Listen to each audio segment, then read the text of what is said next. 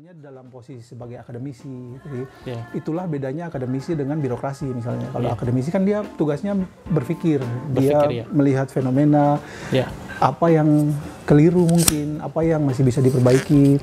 Itu yang dia sampaikan. Nah, untuk mencari solusinya, ya harus orang-orang yang dibayar oleh rakyat untuk memikirkan dan bekerja gitu di pemerintahan. Jadi ketemu berada pada lapisan yang berbeda, tapi kadang-kadang sih akademisi itu harus melaksanakan tugas seperti itu supaya terjadi keseimbangan gitu. Jadi pemerintah tidak bisa melakukan segala sesuatu seenaknya begitu. Selalu ada opini-opini penyeimbang. Apa yang beta yakini sebagai cara yang benar atau mekanisme yang beta tahu itu membangun sistem secara baik gitu kan. Jadi kan kalau Kotong sepakat bahwa ini adalah bagian dari pembangunan kebudayaan orang Ambon atau katakanlah orang Maluku, berarti nomor satu itu tidak bisa diproyekkan. Ya, misalnya ada anggaran sekian miliar, ayo mari kita bikin konser. Kita datangkan penyanyi dari luar negeri dengan catatan ini bisa memotivasi mungkin generasi muda Kota Ambon untuk ya katakanlah mengikuti jejaknya, atau mungkin jejaring internasional terbentuk, orang mengenal Kota Ambon sebagai kota musik. Tetapi kan itu ada baiknya juga, itu tidak sepenuhnya buruk ya. Tetapi kan apa yang didapat dari uang sekian, misalnya sekian belas miliar atau sekian puluh miliar ketika selebrasi itu selesai, apa yang didapatkan? Apakah hanya pola, apakah hanya model, apakah hanya sesuatu yang disaksikan seperti itu, kemudian mungkin kita anak-anak muda katakanlah begitu ya, mengikuti saja begitu. Bagaimana cara mereka menyanyikan, poinnya bukan di situ. Poinnya adalah sebenarnya kalau soal kota musik, sejak awal tuh beta termasuk orang yang cukup keras yang bicara soal bagaimana mesti membangun supporting system. Jadi semua aspek yang digunakan untuk mendukung kebijakan ini. Sama sekali ini bukan sesuatu yang buruk ya, ini baik. Jadi motivasinya adalah membangun kebudayaan, membangun musik. Musik adalah salah satu bagian dari kebudayaan. Dan kebudayaan itu substansinya adalah manusia itu sendiri. Jadi lewat musik itu sama dengan sastra yang beta pelajari. Musik itu kan membangun karakter ya. Membuat orang menghayati perasaan keindahan, estetika. Ya, kemudian akan membentuk perilaku yang berdasarkan estetika itu. Orang punya attitude dibentuk bagaimana tampil di panggung, berkomunikasi dengan orang, itu kan semuanya ada dalam satu kesatuan pembentukan karakter budaya ya.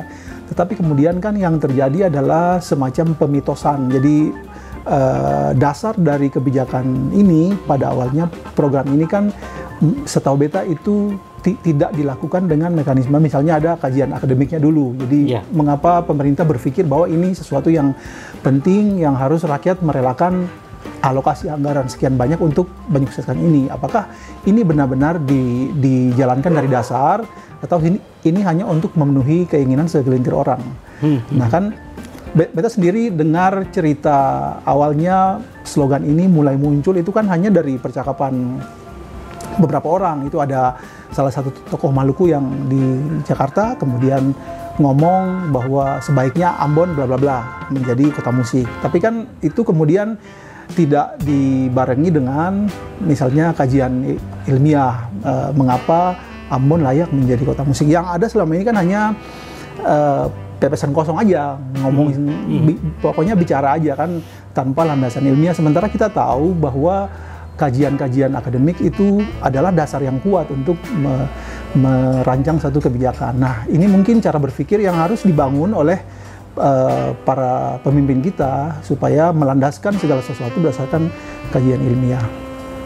Nah, kemudian pada akhirnya kan kita sadari bahwa ada banyak hal yang dilakukan dengan, saya tidak bilang, beta saya bilang tidak jujur, tapi kebenarannya masih bisa dipertanyakan ya. Misalnya soal berapa jumlah komunitas musik, berapa jumlah sanggar, berapa jumlah paduan suara yang disertakan sebagai data, itu kan kita bisa perdebatkan lagi. Tetapi itu kemudian sudah tidak lagi penting. Sebagai warga kota ya kita memang harus bukan mendukung ya, tapi ya pemerintah punya kewenangan untuk itu, dan yang bisa kita lakukan hanya mungkin menunjukkan dari apa yang kita tahu bahwa ada sesuatu yang kurang, ada benang merah yang hilang dari situ, ada jejaring yang harus direkatkan kembali supaya dia menjadi satu kesatuan.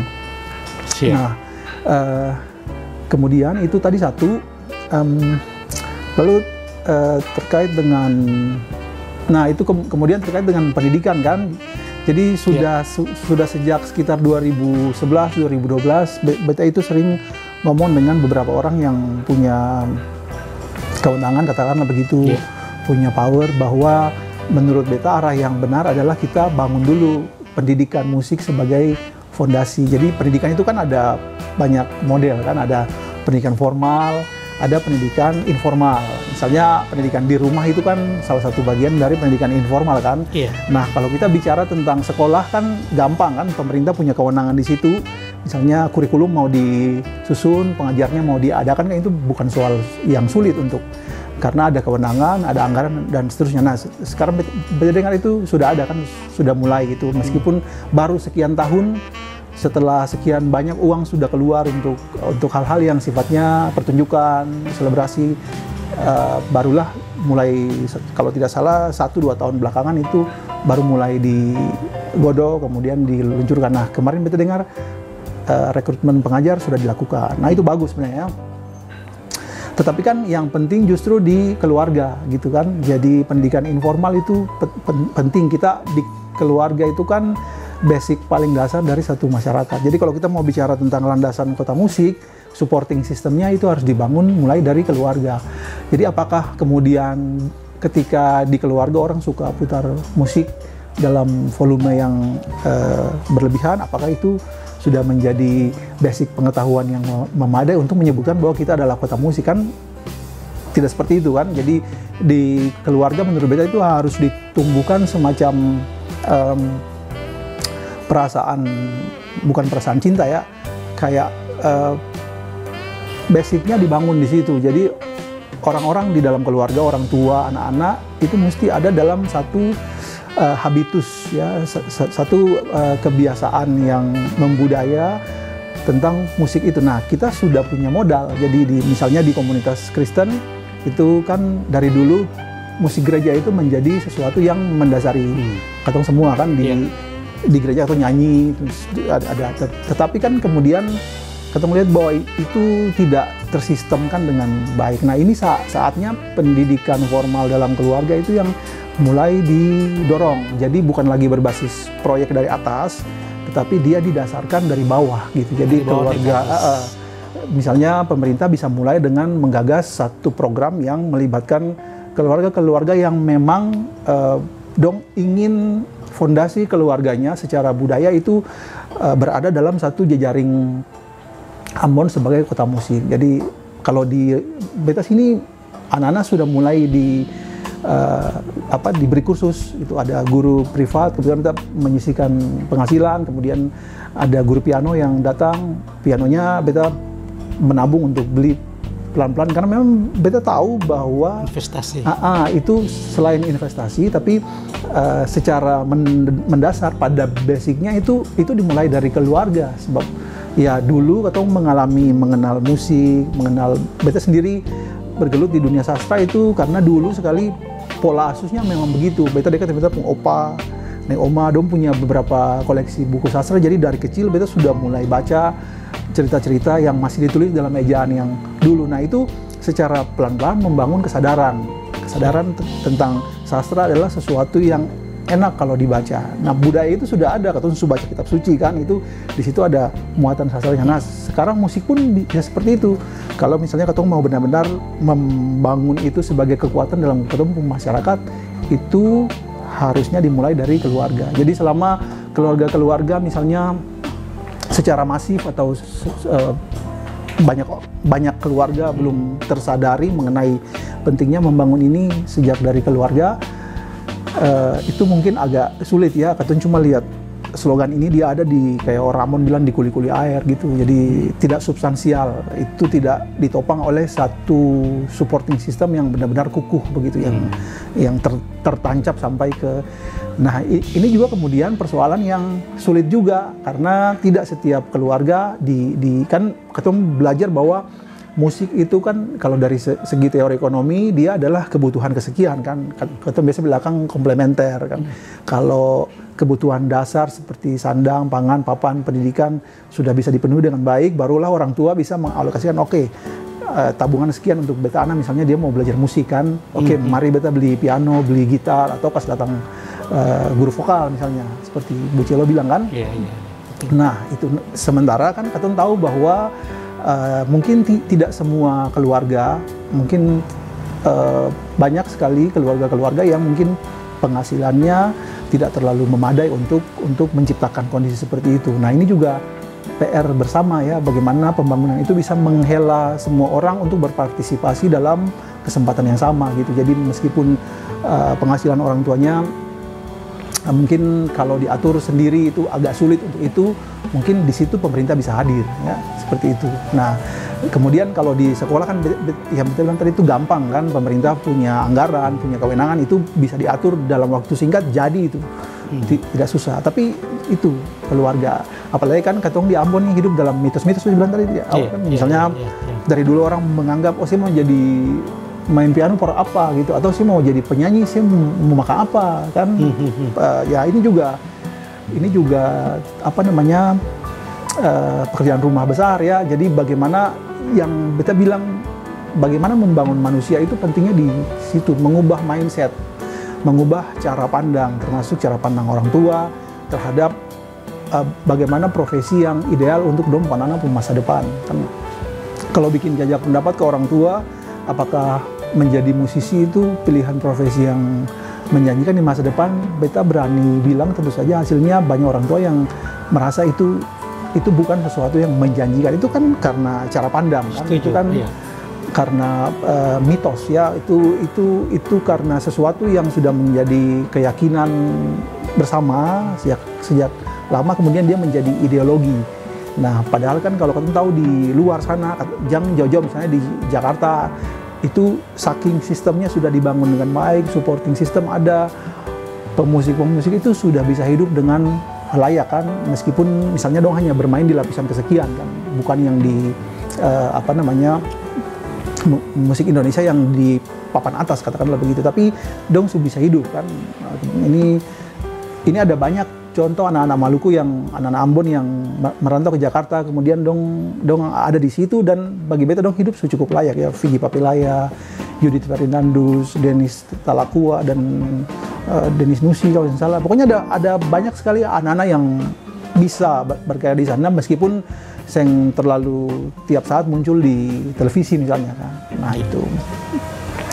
Nah, kemudian terkait dengan yang tadi, ini juga berkaitan dengan partisipasi, artinya siapa yang mendapatkan dampaknya secara langsung maupun tidak langsung, dan siapa-siapa saja yang dilibatkan. Nah, ini juga pekerjaan rumah besar. Ini beta kira terkait dengan bagaimana katong membangun iklim dialog yang sehat ya.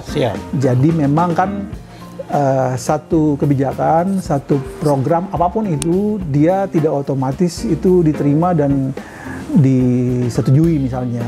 Selalu ada dialektika, selalu ada setuju dan tidak setuju, dan itu hal yang wajar kan. Jadi yang penting adalah ketong yang boleh alergi terhadap kritik misalnya.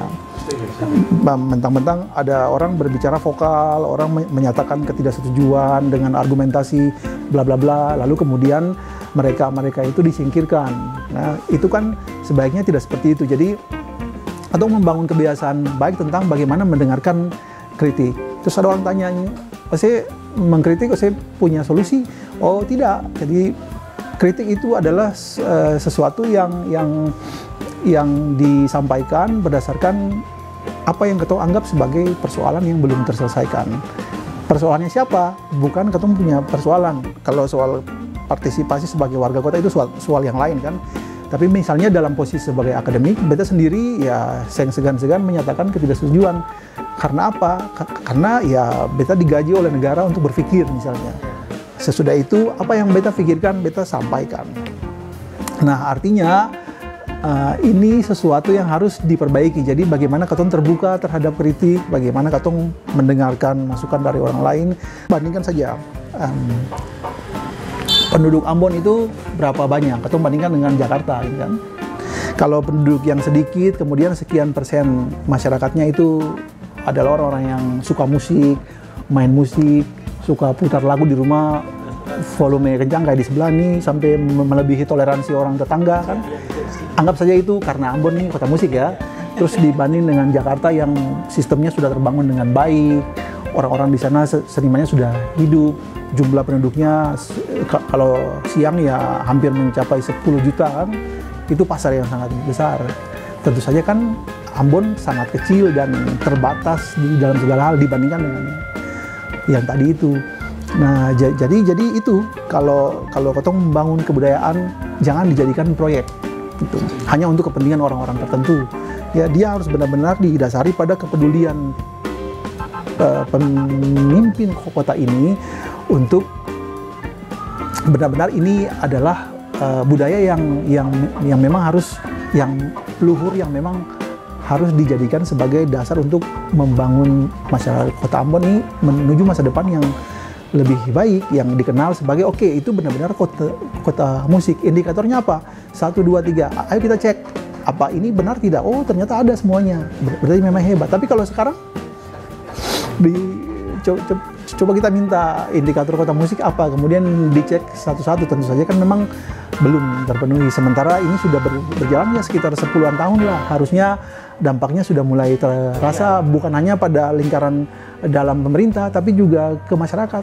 Nah itu yang harus diselidiki. Nah, jadi kita sebenarnya ketongi sudah harus meninggalkan model tukel itu ya, jadi bicara itu berbasis data secara akademik, apalagi kan orang-orang yang terlibat di Ambon misalnya itu adalah orang-orang akademisi loh, bukan orang-orang yang terbiasa ngobrol di rumah kopi tanpa data gitu kan. Jadi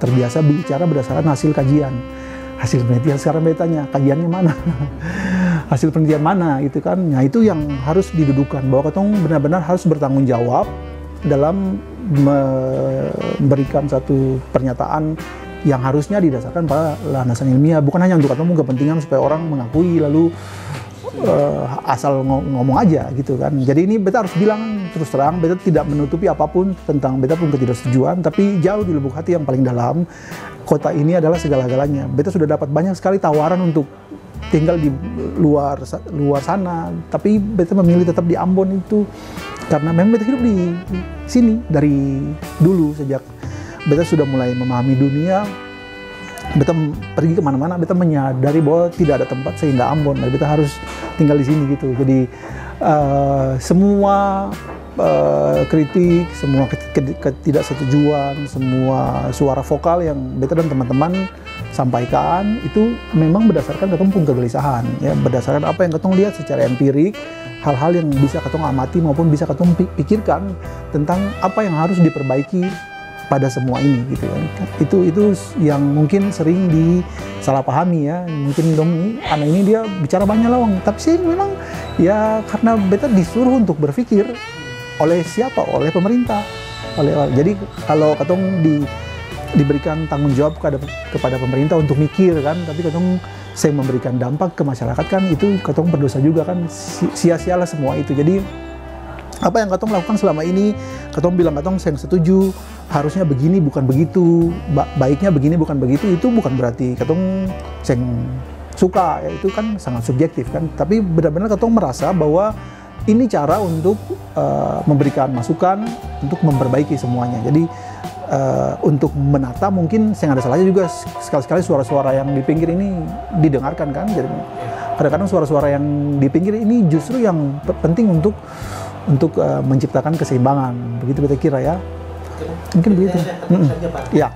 Anak-anak muda yang baru-baru naik, Bu mau kasih pesan apa ke orang? Oke. Yang baru naik, yang baru, Bu saya ada fasilitas, saya ada pengalaman. Betul. Tapi orang mau berkarya, itu Bu pesan mereka seperti apa?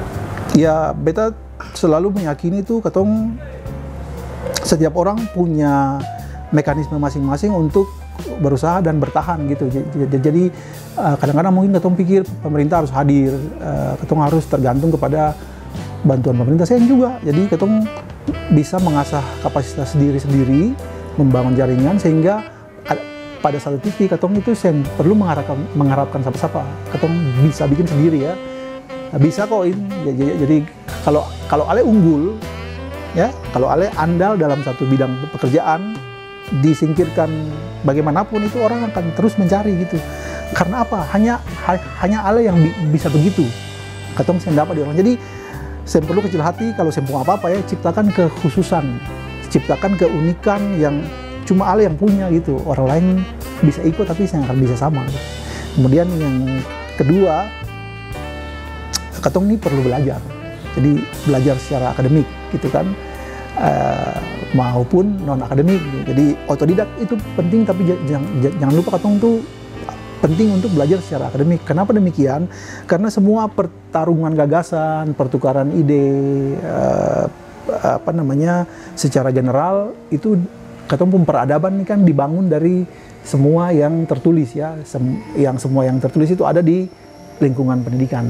Jadi kalau ingin berkarya sebagai musisi yang diakui profesional, itu ketong bisa otodidak, tapi jauh lebih kuat kalau ketong belajar secara akademik. Supaya itu membangun satu tingkat keandalan yang sukar ditandingi misalnya. Jadi ketong ngomong tentang sesuatu, selain ketong mengalami sendiri sebagai praktisi, ketong juga tahu konsepnya, tahu teorinya, bisa memberikan argumen yang masuk akal dan berbasis data dan fakta gitulah. Seng asal-asalan ngomong hanya karena ketong pernah main gitar di sini terus ketong bilang bla bla bla kan seng. Jadi semua yang ketong sampaikan, semua yang ketong lakukan itu berdasarkan konsep tertentu. Jadi ada konsepnya, ada teorinya. Jadi ketong melakukannya berdasarkan apa yang ketong tahu sehingga itu bisa dipertanggungjawabkan. Ya, oke Bu. Kira-kira begitu. Satu lagi terakhir. Menurut Bu, musisi di Ambon ini sama bersatu atau belum? Belum. Dari level di atas, senior, junior yang baru ini, menurut Bu itu belum bersatu ya kamu? Iya, memang susah ya. Memang susah kalau ketong bilang semua harus bersatu, saya kan. Jadi kan kalau beta belajar budaya populer, kan ini kebetulan kan beta sekarang memang lagi studi, beta pun bidang minat tuh culture studies. Jadi kalau S2-nya sastra gitu kan, tapi sekarang beta sudah lebih cenderung ke kajian budaya gitu, culture studies. Nah, kan di dalam budaya populer itu ada segmen-segmennya, ada lapisan-lapisan kan. Jadi itu yang menentukan itu faktornya kompleks sekali. Jadi ada banyak hal yang menyebabkan lapisan itu terbentuk. Misalnya musisi-musisi yang hanya berkarya di repertuarnya lagu-lagu Ambon begitu kan. Lagu Ambon juga ada lapisannya, ada lapisan lagu Ambon yang pop yang mengkopi dari musik Indonesia, ada unsur dangdutnya dan seterusnya kan. Itu kan lapisan yang sulit disatukan gitu. Ada juga yang memilih di lapisan yang eksklusif, yang hanya di depan pejabat, seperti yang teman-teman yang di Pemkot itu kan. Nah itu kan susah untuk ketong mau bilang itu yang terkotak-kotak. Pasti masing-masing punya lingkaran sendiri kan, masing-masing merasa sulit untuk menjadi bagian dari yang lain. Harus ada kekuatan yang besar untuk membuat dong bisa bersatu. Kalau yang sekarang kekuatannya di mana? Di pemerintah.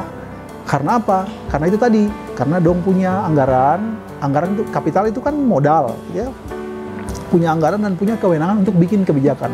Anggaran sekian M misalnya untuk bikin konferensi